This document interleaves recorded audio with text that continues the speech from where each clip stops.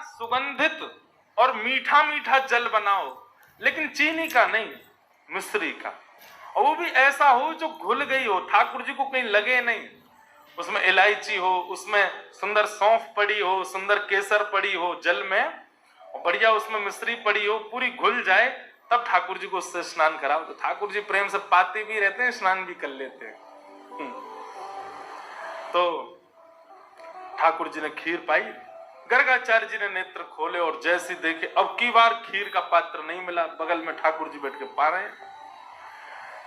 गर्गाचार्य जी को अब तो क्रोध आ गया, बोले यशोदा, अरे मैया देख तेरे लाला ने कहा कियो, मेरे ठाकुर जी को पहले वो भोग झूठो कर दियो, फिर ते भोग झूठो कर दियो। मैया अगर तेरे मन में नाय हो तो मुझे बता दे, मैं कहीं और जाके भोग लगा लूंगा। मेरे ठाकुर जी इतना लंबा सफर करके आए, भूखे प्यासे बैठे बेचारे, ये तेरो लाला भोग ही ना लगान दे रो।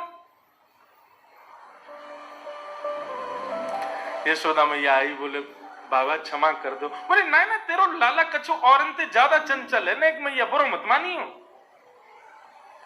यशोदा मैया बोली बाबा मुझे तो यह बात की बड़ी शांति है कि खीर ही खा रहा है, नहीं जे तो शालिग्राम जी को गुलाब जामुन समझ के खा जाए, या को शालिग्राम भगवान। हमारे नंद बाबा तो अपने शालिग्राम की सेवा करके और ऊपर टाड़ पे धर के जामे कि कहीं लाला के हाथ ना पड़ जाए।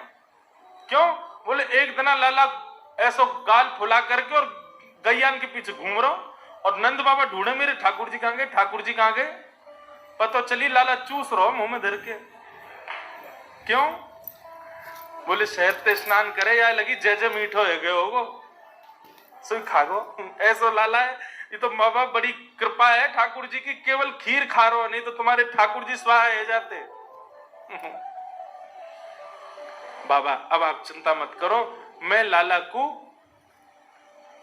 कमरा में बंद कर दूंगी, आप जब तक भोग लगाओगे तब तक कमरा में रहेगो, आप प्रेम तो भोग लगा लो।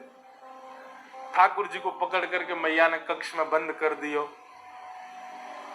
ठाकुर जी बैठ गए, 1 वर्ष के हैं लाला, और महाराज गुस्सा में भर गए। ठाकुर जी लाल पड़ गए चेहरा, और 1 वर्ष के बालक को गुस्सा आता है तो उस दुनिया का सबसे प्यारा बालक लगता है।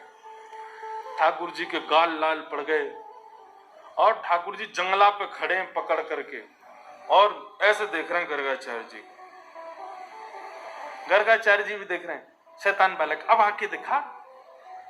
ठाकुर जी बोले दारी के भोग लगा, मैं आके बताऊं तो तेने अभी मेरा रूप ही तो नहीं देखो। अच्छा ठाकुर जी बोलते थोड़ी है, बोलना जाने ही ना है, लेकिन मन ही मन सोच रहे हैं। गर्गाचार्य जी ने फिर से